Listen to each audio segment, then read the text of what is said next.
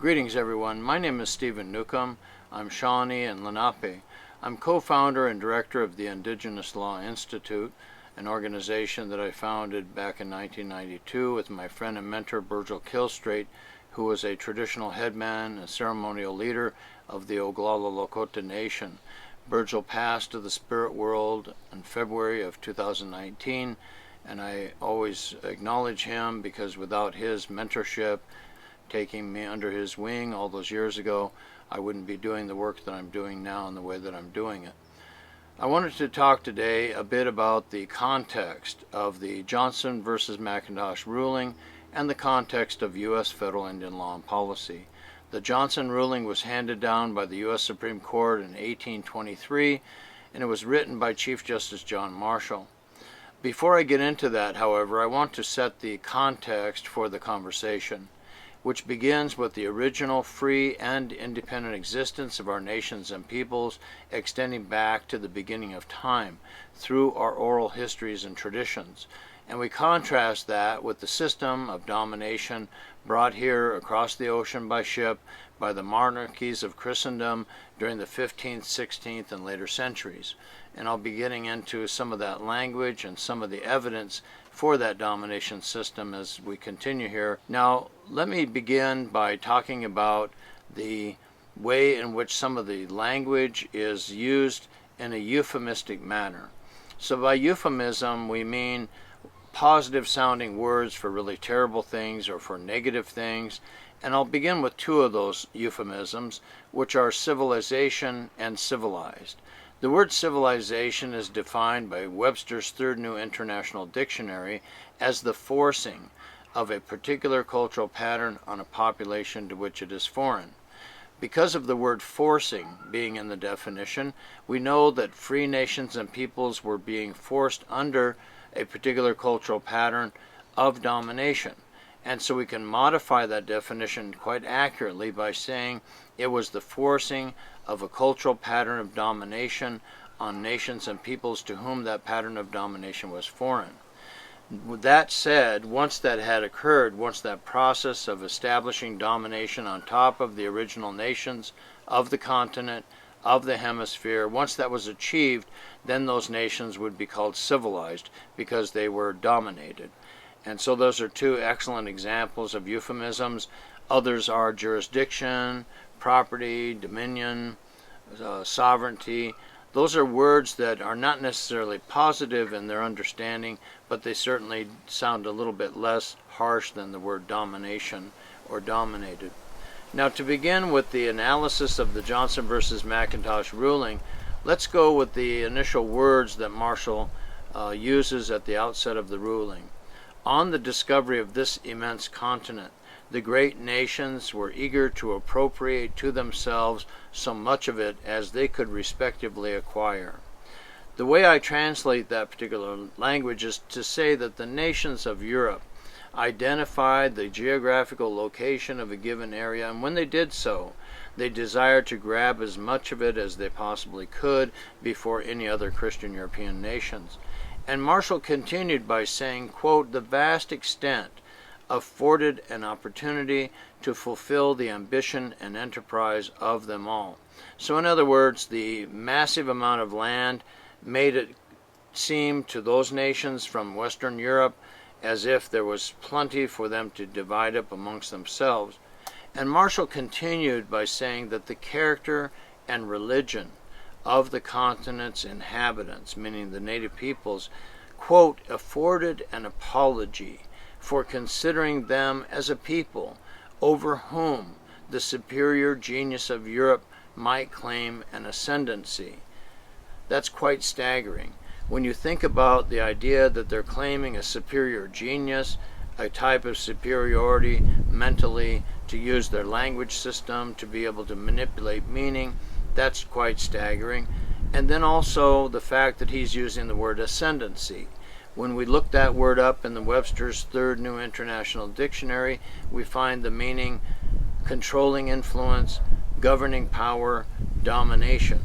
So what he's saying there is that the superior genius of Europe enables them to claim a right of domination and governing power over the original nations and peoples. Now, once we understand that, he was also using the character and religion, meaning the non-Christian spirituality or the fact that they were non-Christians, as a justification for behaving in a dominating manner. That's very helpful to our interpretation of the Johnson ruling. Marshall continued by saying, the potentates of the old world found no difficulty in convincing themselves that they made ample compensation to the inhabitants of the New World by bestowing on them civilization and Christianity in exchange for unlimited independence.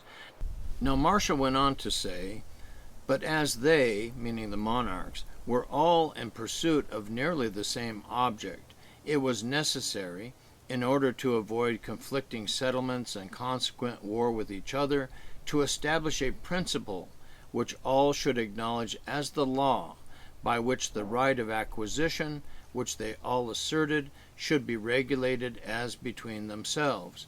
This principle was, that discovery gave title to the government by whose subjects or by whose authority it was made against all other European governments, unquote. Let's take the above points one at a time. First, the monarchs were all pursuing the same objective of establishing their system of domination on the continent, and they were therefore in competition with one another. They wanted to avoid conflicting settlements and consequent war with each other because war was very costly, very expensive.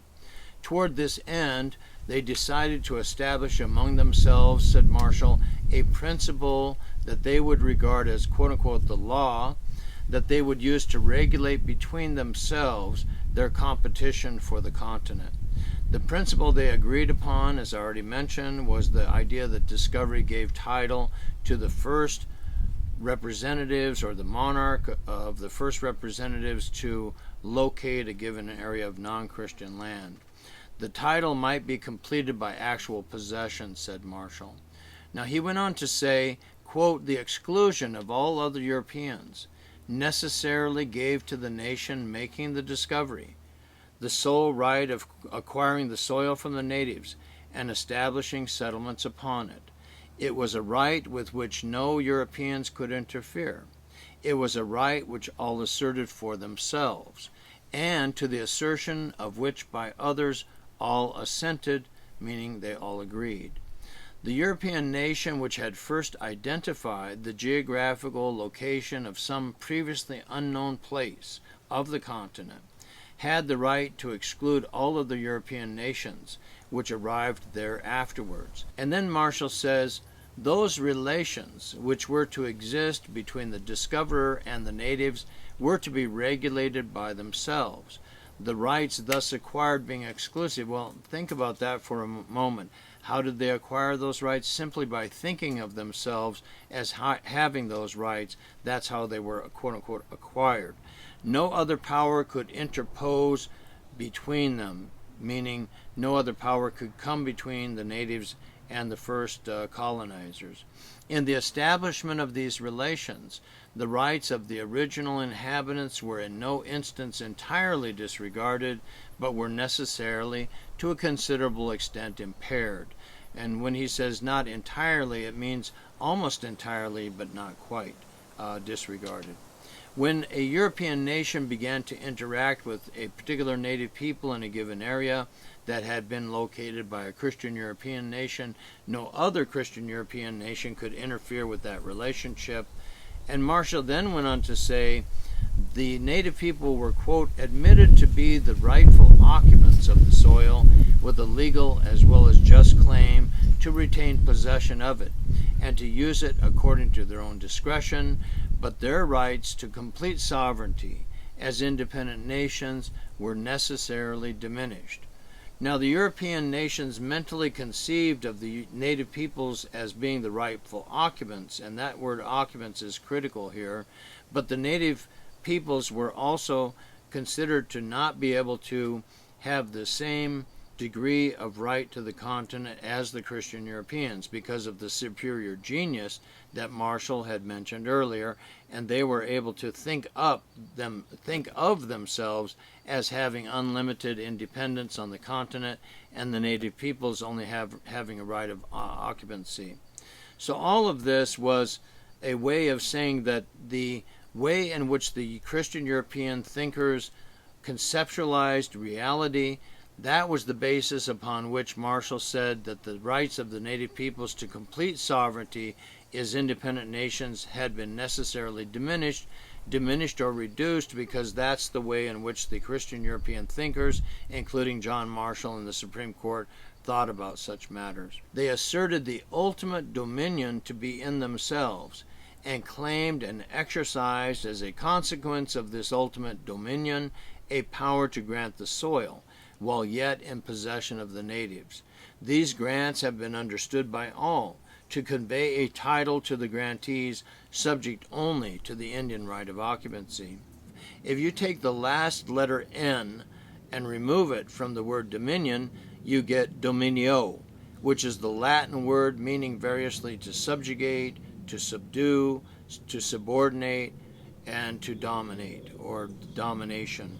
So he's saying that the European monarchs asserted the ultimate dominion to be in themselves as if that was innate within their being. That right of domination was innate within them, and they had a right to use that against the native nations and peoples by granting the soil out from under the native nations and peoples. And then Marshall says the history of America from its discovery to the present day proves, we think, the universal recognition of these principles. So I think that's where we want to end today, that we want to explain in this talk that the context of federal Indian law and policy, the context of property law in the United States, the context of the Johnson versus McIntosh ruling is the claim of a right of domination. And when we take that and apply that to the overall tradition, Christian European tradition, going back to the Bible and Christianity, it leads us back to Genesis 1:28 in the Old Testament, and the passage which reads, "Subdue the earth and dominate all living things." So we'll leave it there for right now. I thank you very much for being attentive and taking some time to listen to this. My name is Stephen Newcomb, originalfreenations.com. Thanks for watching.